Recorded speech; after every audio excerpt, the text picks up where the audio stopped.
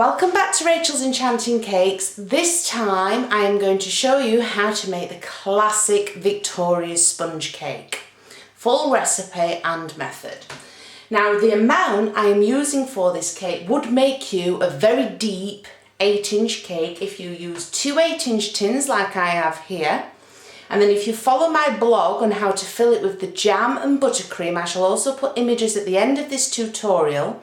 But the blog link will be on the description of this tutorial for you to help you.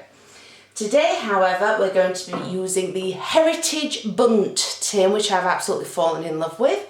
So let's have fun and get baking. Okay everyone, so what is the recipe? I'm also going to put these on subtitles at the bottom of the screen. I've got 400 gram of butter and 400 gram of caster sugar.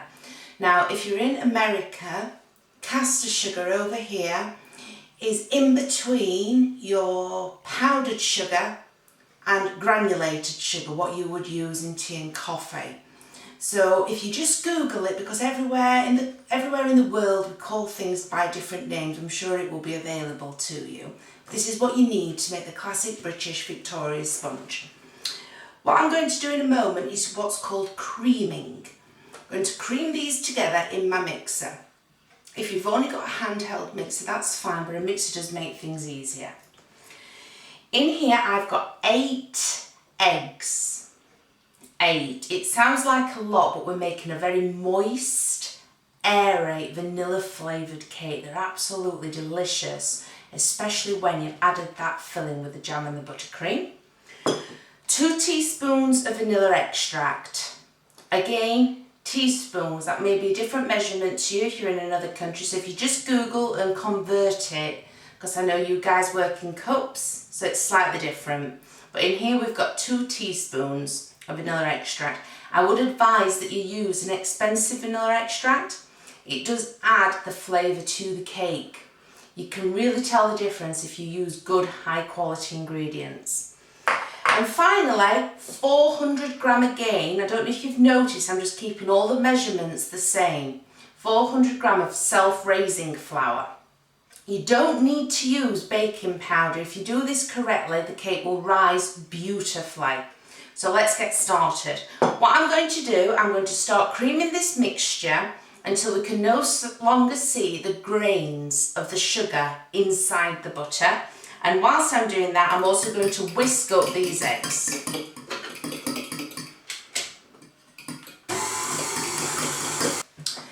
Okay, so that's finished creaming, and I'm just going to add a picture to show you what it needs to look like. As you can see from the image on there, you can't see any grains of sugar at all. It's completely incorporated, and that's what you want. Just be careful to not overbeat. So all I'm going to do next, I'm going to put my extract into the eggs. You don't have to do this. I just find it easier. What's the point in beating in eggs into this, which is what we're going to do next, and then having to beat in the vanilla extract. So I'm just going to put that into my eggs. A little whisk. A very good tip for you, make sure your eggs are at room temperature. This is going to be the difficult bit now. If you get used to it, you'll be able to do it, but we need to prevent what's called curdling, and that's when all of the mixture starts to separate. We need to add these eggs a little bit at a time, and if we add a little bit of self-raising flour as well, it will help prevent curdling. So if you just see what I'm going to do here, I'm just going to put the mixer back on, add some eggs, but not many. I've just poured in a little bit. You can see how full that jar still is. I'm just going to get a tiny, tiny little bit of self-raising flour and just pop that in. And you just repeat this process over and over and over again until your eggs are all in there. So I'm going to continue doing that, and then I'll show you the finished result. Okay, so once you've spent your time beating in your eggs, I'm going to put on a picture just now, this is what it should look like. If it does not look like this, and it looks like it's got little dots, all in it, then it's accidentally curdled. Don't worry, you can still rescue this. Just add more flour and put it on high speed on your mixer for a few minutes, and that should help it. So why do we add all of these eggs? There is a science behind it. The eggs actually add air when we're beating it in to our mixture, our butter and our sugar. It's adding air, and that helps make your cake rise. This is why there isn't really a need for baking powder, unless maybe you've just started. I used to use baking powder all the time, but once you've mastered how to do this correctly, you won't need it at all. The self-raising flour will do that for you.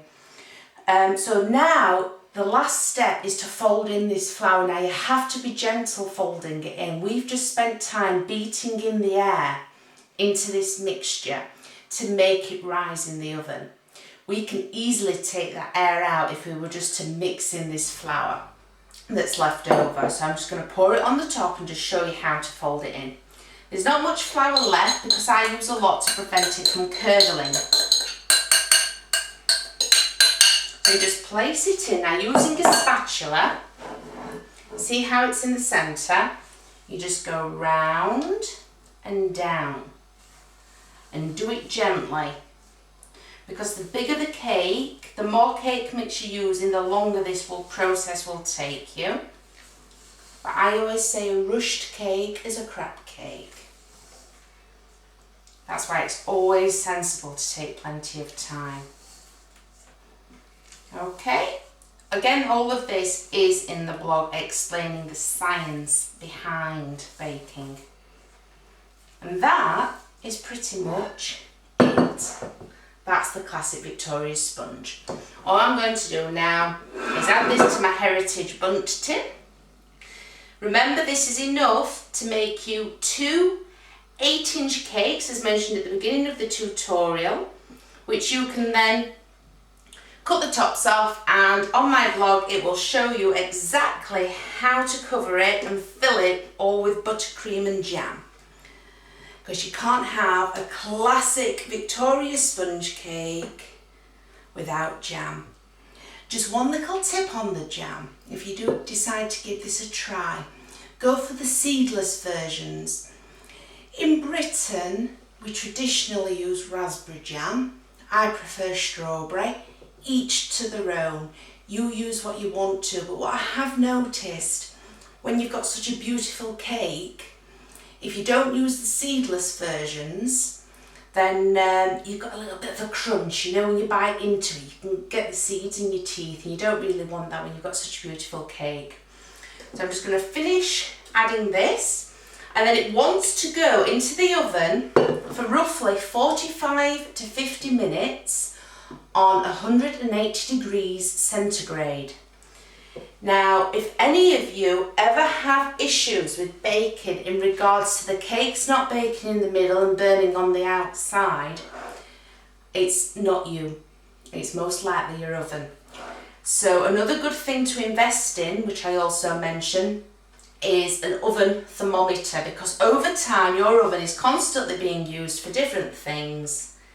They wear out, the thermostats end up wearing down. If it's not an expensive oven, it tends to not have a good thermostat in to start off with, and it can take an awful lot longer.